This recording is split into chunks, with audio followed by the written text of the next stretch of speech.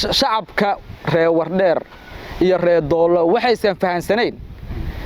ayaga karti daradooda iyo isku xirnaan la'aantooda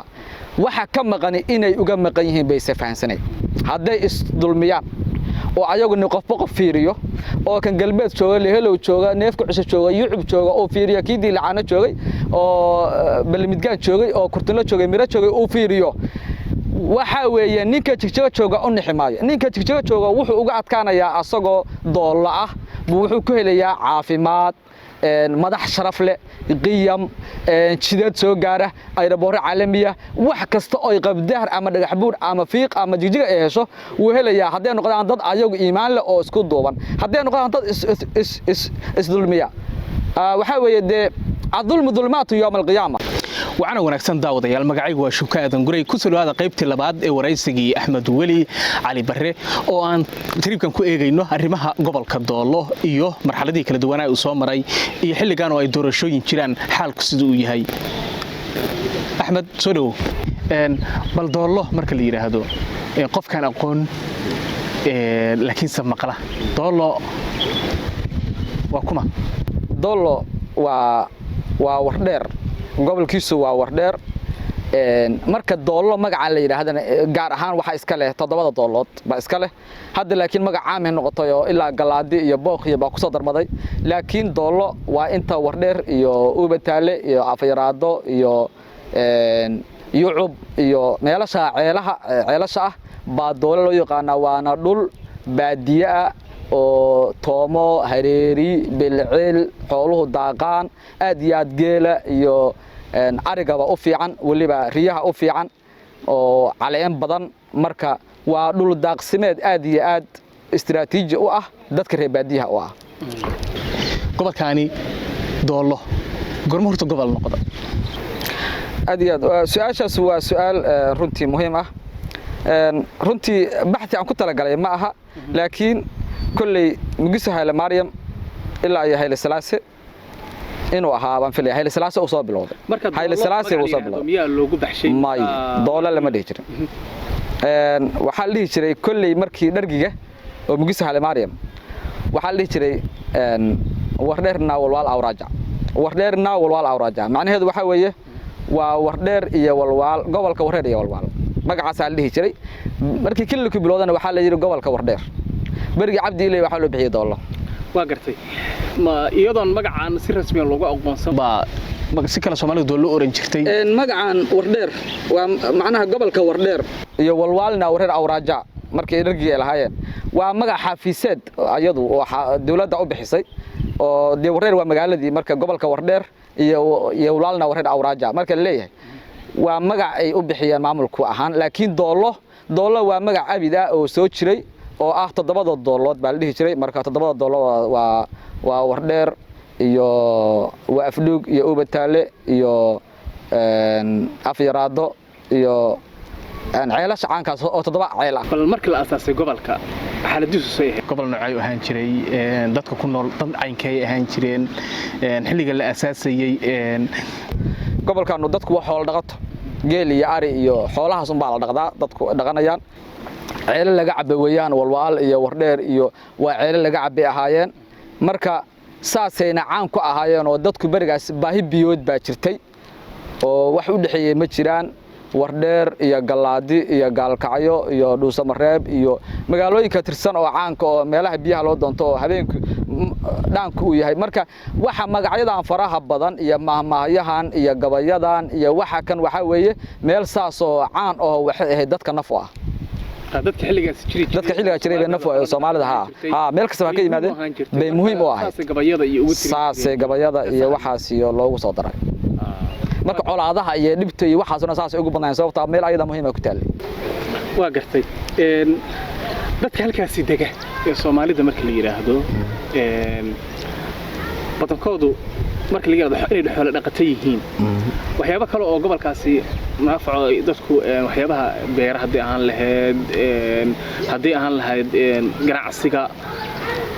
arrimahaas ka jira masawaa ganacsi hadii wax Soomaaliya kale ka jira baa ka jira ganacsi dadku waa xoolo dhaqato dadku boqolkiiba 90 dadka halka jooga waxay ku tiirsan yihiin xoolaha marka laakiin de waxa ku xiran yihiin bari iyo waqooyi iyo koonfur iyo inta kale u deegaanka Soomaalida xagga ah oo Itoobiya ka jirta intaas oo dhan ay ku xiran yihiin dhexdeedana ku taala runtii meel istiraatiiji ah bay ku taala haday hesho madax banaani fiican gobolkan dadka degan waxay yiraahdaan Itoobiya ma soo gaarto waxba noocaas ay sheegan oo ay dabcan uga jeedaan horumarka ay gobolada kale ee deegaanku helaan ma helno waa xaqiiq arintaasi xaqiiq weeye hadda laamigi intii kale uu soo gaarsiiyay ninka reer Cabdi Ilay markuu dhowr 20 kilomitir ama 30 kilomitir uu soo waday buu joojiyay halkaas ku joojiyay marka waa meel runtii Itoobiyada kale aysan danaynin Soomaalida kale tan ka weeday cadaalad Soomaalida kale tan cadaalad ba ka weeday Itoobiyada kale tan ma danayso mar kastaba dadka xuduudaha xiga way iska dulman yihiin marka dulmigaas un baa haysta xuduudeed deegaanka waxa la yiraahdaa dalka shanaad ogaadeeniyay halkaana waxa la yiraahdaa reserve area oo kale baa lagu yeeraa marka reserve area inta la isku yiraahdo waa madoolo bas baa meelo kale jirto oo reserve area lagu magacaabo reserve area waa magac gumeysihii baxay marka magacaasi waa magac runtii hadii la sii fiiriyo qodob fog si leh macnaha wali dawladdu gacanta kuma qaban way waa wadan reserve ah sax oo maxaa la dhahaa wax kayd ah dhulkii Ingiriisku bixiyo kuma jirin oo ka reeb marka suuq baxay markii Itoobiya laakiin markii dambe oo Itoobiya qabsatay ayadu oo dawlad ahayd Soomaaliya ay dawlad ahayn gumaysi uu tagay Ingiriis iyo Talyaaniba ay wadanka soo baneeyeen Itoobiya waa ku sii faday ka bacdina waa qabsatay ka bacdina sidii bay waa tii keentay in ma aragtay dawladda Soomaaliya iyo dagaalka 77 uu dhaco inay ku xisaabtamayeen wadankan in asoo reserve yahay ka bacdina inta kale tan ay doontaan ayagu intaas ku xisaabtamayeen marka ka bacdina xuduudda Itoobiya way marsatay gobolkan xukuumadihii kala duwanaa ee Itoobiya soo maray xilligii dargidii tii ka dambeysay xukuumaha kala dambeeyay iyo Soomaaliya iyaduna dawlad xoog leh ka jirtay maadaama uu goob xuduuda ku yaalay dhibaatooyin ka dhici jireen xuduudahaas oo labada dawladood ku saabsan oo ciidamada Itoobiya halkaas la keeni jiray iyo ugu badan baa ka dhici jiray dagaaladu ayada ka bilaaban jireen jamaadaan hubaysan ayada abaari jireen mar kasta oo dhibaato waa sababta u keentay in horumar la'aan waxaan xasuustaa waqtiyadii 80aadkii 79kii ilaa 78dii wardheer oo meel laga gala aan lahayn waliba 80aadkii way ugu badnayd wardheer oo aan meel laga gala lahayn oo military ku wareegsan yahay oo 10,000 cadad military ay joogto magaalada gudaheeda marka waxaad garantaa difaaca ugu weyn ee Itoobiya halkaas inuu yaalo oo galaadi iyo booq iyo intaas oo dhan laga difaaco marka meel aad iyo aad u dhib badan bay ahayd markii hore tan waan ku soo sheegay oo dabiiciyan bay u dhib badnayd oo meel waxay istiraatiiji nololeed reebadiyaha u lahayd markii dambana waxay noqotay meel xuduud ku taala oo dawladdu ku hardamayaan marka waxyaalahaas faraha badan baa wuxuu keenay mar kastaba inay noqoto meel aan aad loo daneynin oo aan dawladdu maalgelin dadka wadanka gobolkaas ku nool iyagu dawladda ma u tagi jireen ma la hadli jireen dhibaatooyinka ka jira iyo waxyaabaha baahiyaha ee asaasiga ma la wadaagi jireen mise wixii ay xukuumaddu u keentay un bay sugi jireen hadiya dawladdu marna baahi badan oo kililkooda aan la qabnay baa jira oo waa barigii wixii ka horeeyay dhargiga ilaa wixii ka horeeyay taasuu dawlado ma ahayn dawlado iska wadankan iska haysta kaliya in baahi aan danaynayn EBRDF wadanka markii isbedelkii dhacayna federalismku yimid Soomaaliya markii la yirina Soomaalida kale ayada isdulminay oo jigjiga la yiri xuquuqdiina jigjigay taala jigjiga marka ayada qadisay wardheer xuduudaha markaan u soo noqono gobolkaani imisa deegaan ba xuduud la leeyahay Soomaaliya iyo xaq Itoobiya marka la aado Soomaaliya oo dhan waa ku teedsan yahay runtii oo wuxuu la leeyahay gobolka Hiiraan gobolka saas uu u taxan yahay intaas oo xuduud bilaaya xaqan kale oo qabdi dahar iyo dhagax buur buu xuduud la leeyahay ogaashahayga intaas kulay xuduud ahaan waa intaas arrimaha doorashooyinka xilliga hore doorashooyinka dhici jiray marka si kale ka dhanka ugu dhigo waxa jira khilaafyo badan oo gobolkaas yimaado xilliyada doorashooyinka ay dhacayaan iyo sidoo kale saama qaybsiga gobolka ee xilalka gobolkaasi oo iyagana ay qabaalidu isku qabsadaan bal taas in gobolkan waxa la ognahay in hadda labadii sano Mustafa Cagjar oo xilka hayay in ay 3 gudoomiye ay sii marayso gudoomiyaashan gobolada isku qabsanayaan maxaa keena anigu aad iyo aad waa su'aal muhiim ah waxa weeye waa wadaanta ninka u hayaan sinaan u waraabina wax erstaa kamid ah Soomaali meel joogto waa isdulmiyaan marka inta badan qaylada iyo buuqa waxa keena waa la isku kalsoonay doorasho dhacda oo la isku yimaado oo aan lagu marimin ma jirto doorashadii lixaad ba hadda socota oo dhacaysa murankeedu waa taagan muranku wuxuu ka dhashaa qaabka wax loo qaybsado oo markastaba la moodo in dadka ay og tahay in dadka isdulminayaan seejooy waxa la yiraahdo goob doorashooyin baa la sameeyaa goob doorashooyinka waa mid la isku dilo oo doorashada la isaga reebo waxaa laga yaabaa nin 15 goob doorasho heli lahaa oo sharciyan magaalooyin waaweyn wadan waaweyn in nin 3 goob doorasho heli lahaa hadii sharciyan loo fiiriyo in asaga 10 la siiyo kii 15 iyo 10 heli lahaana 3 iyo 2 la siiyo si uu ninkaas uga xubna bato waxyaalaha soo baxaya laana maxay yeeray goob doorashadu waxay ku xisaabsan tahay xagga boorsada la geenayo boorso walba qofka xambaarsanaya 3 qof baa la dirayaa qof walbana wuxuu diiwaan gelinayaa center walba 3 qof baa loo dirayaa 3 boorso la dirayaa 3daas boorso nin walba wuxuu diiwaan gelinayaa 2,000 ama 3,000 marka 9,000 bay diiwaan gelinayaa ama 6,000 ama 7,000 xaggaana 3 goob doorasho loo dirayaa kan 6,000 baa loo dhigaa kan 6,000 soo diiwaan gelinayaa leeyahay marka ninka 10 loo diiday 60,000 oo qof buu diiwaan gashay ninkan 3 meelood oo min labada loo diibayna wuxuu diiwaan gashanayaa 18,000 iyo wax la mid ah marka cod bixintiisa 18,000 ninka cod haysta ninkaas aa guuleysanaya doorashada marka goob doorashada saas arrimahaas bay kamid ah in wax la qaybsado waxa soo dhan baa jira hadda khilaaf baa jira qabsi baa ka jira cabashooyin gobolka siba dhinaca bariga marka la yiraahdo waxa ka jirta cabasho ku saabsan in doorashooyinkii oo waxyaabihii jiray oo dawladdu wax tabamarin wado bal cabashadaasi aniga iyo dhageystayaasha daawadayaashaba xognaasi say u jiraan lixdii doorashadii dhacday hadii hadda in yar halka milacsano dadkii ku guuleystay dhamaan reer bari baa ahaayeen doorashadaas waxaad moodaa doorasho la shacabka wax qabsada oo idinku waxa waxay xisbi dadka caburinaya ma jirin wixii ka dambeeyay axsaab baa wax qaybsatay xisbi meeshan axsaab ma jirto hal xisbi kaliya tartama inta kale tan cagta la saar runtii waa saas xaqiiqiyan waligeedna saas ay ahayd macal IBRDF ma ogolaan dad kale inay soo baxdo cunsuriyada IBRDF ka soo bilaabatay aniga hadda kula IBRDF afar qoymidood ba isugu taga inta kale tan waa agjoog talada iyo wax ku kala kuwaas loo gaanshaa waa la diraa inta kale marka xisbiga jigjiga jooga dadka uu soo qorshaysto baa soo baxa marka wax uu qoobi jireen ayaantaas barigaas muranba hadasho ayadoo xoogaa kalsooni jireen ba hadana waxa lagu murmi jiray goob doorashooyinka markaasna waa la xalin jiray marka adu ala kulli xaal goob doorashooyinka iyo sida wax loo qaybsado ba arinta xisbigaana arintaas sameeya marka xisbigu soo wax u qaybiya hadii dadku ay ku qancaan waa sax haday ku qanci waayaana muran baa bilowda hadda say wax u jiraan marka hadda waxaan maqlaynaa wardheer oo kale waxa loo qaybsan jiray dhanka bariga in 2 la siiyo dhanka galbeedka ana 2 la siiyo hal federaal uu soo dhaxmaro shantaas marka saas ay noqoto oo kaas uu ka dhaxeeyo wareegto uu noqdo oo mar Axmed Sheekh Ali baa ku soo baxay mar Cabdirashiid Duulana ku soo baxay mar bani baa ku soo baxay mar waa xasuustaa ninka la yiraahdo xirsi dheeraa ku soo baxay marka saas aan u xasuustaa ninkaas waa dhaxiyaal labadaasuna saas u qaybsan yihiin arinta hadii marka wax laga bedelo waxaan maqlay in la yiri ninkii federaalka ahaa iyo 3 nin oo kale intaba galbeed baa la siiyay hal nin baa la siiyay dhanka bariga muranka ugu taagan taas wuu yahay fara badan waxaan kaloo maqlayaa in kastoo aan ogeyn waxa official taas waa aqaanaayo muran badan baa ka dhasha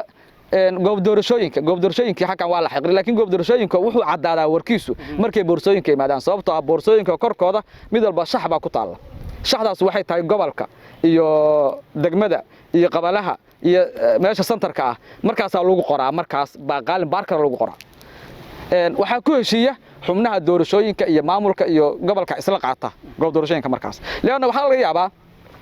ayadoo dilacaano sanad hore laga galay goob doorasho in la yiraahdo abaar baa ka dhacay dilacaano marka waxa loo wareejinayaa meel kale u dhow oo loo guuray halka loo wareejiyay goob doorashooyinka caankaas ku timaado sababta magac maana waa goob doorasho waa meel ay doorasho ka dhacayso marka goob doorashooyinka waa la qaybin jiray haddaan goob doorashooyinka marka la qaybin laftigeeda muran baa ka imaanaya haddaan xubnaha la qaybina muran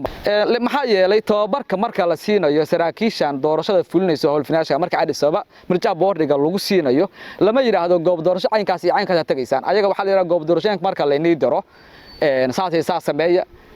axsaabta baabuurtooda raacina maamulka guryahooda hadagina xafiisadooda ha ugu tagina xafiiskiina ha dhaafina galaltaya waa dad inay noqdaan garsoorayaal loogu talagalay marka wax badan baad arkaysaa raggii howlwadanada waxa arkaysaa baabuurtii maamulka saaran raggii howlwadanada waxa arkaysaa xafiiskii maamulka laga xukumayo raggii marka wax fara badan baa qariban allu ala kulli xal muhiimadu waxa weeye goob doorashooyinkana in marka la simo xubnaha la simo hadii kale buuq iyo rabsho fara badan baa ka dhalanaya wayna ka dhalan jirtay waana la sixi jiray markasna way ka dhalan jirtay wali ma maqal tan hadda dhacday oo ah 4 xubnood in galbeed la siiyo barigana hal xubin ah oo xisbigu uu saa wax u sharaxo taas hadda ka hor wali ma maqal waa gartay warar ayaa jira sheegaya in uu ololef xisbiga la yiraahdo uu awood badan ku leeyahay dhinaca galbeedka gobolka ismar ahaantaana dhinaca bariga ololef dadka degan ay diideen inay ku biiraan ama ay saameyn ku yeelato ismar ahaantaana xukuumadda iska dhisayso dhinacaasi arintaas ma jirtaa tuunkaas ololef waa sharaxan yihiin aad iyo aad bay u sharaxan yihiin Ethiopia ilbay saafirnaysa leeyahay maxay oon laf waxa u qoran ayaga dastuur baa u qoran dastuurka u qoran waxa weeye waa xornimo u dirir macnaha inay go'aan dastuurka haday bedelaan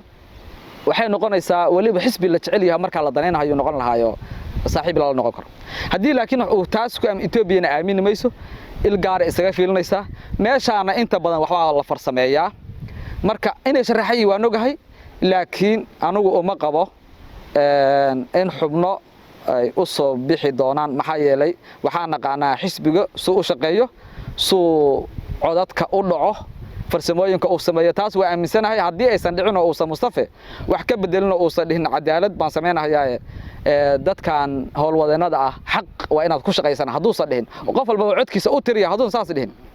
sidii xisbigu ku shaqeysan jiray ay ku shaqeystaan oo in la ma sabaxayso أنا قريبي دبوس كوسيسقينا بل دتك السياسيين هم سياسيين gobolka doolo saameyn inta leeg bay arrimaha doorashooyinka kulleeyeen hadda jira maadaama ay jiraan siyaasiyiin kale oo madax banaan ama musharaxiin oo raadinaya xilal kala duwan oo baarlamaanka ah heer federaal heer kale kuwa hadda xilka haya iyo dadka doonayaba saameynta gobolka ee arrimaha doorashooyinka maxay tahay nin kasta oo siyaasi ah ama marka xil hayo ama mustaqbalha ha doonayo ama hadda ka hor soo qabto تأثير بوليه أود سياسات بوليه وحضور نقطة قف كرتله دت كان مركز هذا بريجا مثلية قف كدجمة أو كصاب بحي سنتراد أو كصاب بحي جوب دور شوي كيدات كيسة يدات كلا تهرت واسمه مرة كبار إنه ظلم سمايا معه حضور مركز أو أركضات كي أسجع مجد دور شذا وكسر جلاي أو مجلس أو كسر جلاي أو قيبت أو كقطع أيوة ظلم كل عيو هدو يرى هذا وحن متشران ما أنا أقبله wuu leeyahay power laakiin ninkii arinta sameyn lahaa waaba iska yirihiin oo laba u qaybsamayaan nin ku ama meesha laga ciirshaa yiraahda oo saa ku aamusa oo aqbala in dadka dulmi lagu sameeyo iyo nin marka inta istaaga wixii diida ka bacdina inta lagu xanaaqo xilka laga qaado wayna dhacday in badan bay dhacday marka haddii siyaasiyiintaanu sida iska bedelaan oo ay dad kartila ay noqdaan calafka rabbi baa bixiya qofkuna markuu kartidiisa iyo dulmina iska ilaaliyo ilaahay baa darajo siiya haddii uu istaagaan dadkooda ayagoon dulmi sameyn ay dhahaan waa dulmiga dadka aan ka dayno xaq bay u leeyihiin wayna helayaan marka taas way door bay leeyihiin haddii doorkooda qaataan way hadday qaataan doorashooyinka dowladdeegaanka ka socda markaad eegto iyo habka ay wax ku socdaan xisbiyo baa jira inkastoo aysan awood badan lahayn mas'alada doorasho xor iyo xalaal ka dhici karta dowladdeegaanka aad iyo aad Ethiopia sanadkan waa gacan ku jirta arrimahan kale oo dadka shacabka awood leeyahay soo martay tii aan kaaga hadlayay hadda ka hor xisbi galaadi waa xisbi wuxuu ka sharaxday 5 qof 5 qof hal mid kama soo bixin doorashadii waxay ahayd saddexaad oo dhacday hal qof kama soo bixin dhamaan waxa soo baxay wax la yiraahdo gilita wadadari dadkii ayagu madax banaan isku sharaxay baa soo baxay marka hadduu shacabku awoodiisa isticmaalo shacabka weeye hadduu shacabku bahdilnayna de oo xisbigu shacabka inta u taliyo kaararka ka qaato hadhowtana waxeeyo xirada ciidanka lagala soo baxo ciidan qaato uuraal dhikadii la saaro saa hadee noqoto wuxuu cidna soo bixi mayso hadee noqoto wax nimankan hawlwadeenada ah ay u madax banaan yihiin galatanya ay noqdaan waxa la yiraahdo garsoore cadaalad ah uu noqdo oo qof walbana codkiisa uu tiriyo shacabkuna ay noqdaan shacab aan bahdilin madax banaan hadee saas noqdaan waxa laga yaabaa dad badan inuu soo baxo runtii oo ah dad si madax banaan iyo si xisbiba isku sharaxay marka axsaab badan hadda ka hor ma jirin axsaabtu way yaraayeen dad gilli ah baa jiray isku sharaxa marka qaarna uu soo bixin qaarna waa dhici ugu dambeyntii bulshada gobolka Doolo degan xilligaani gobolka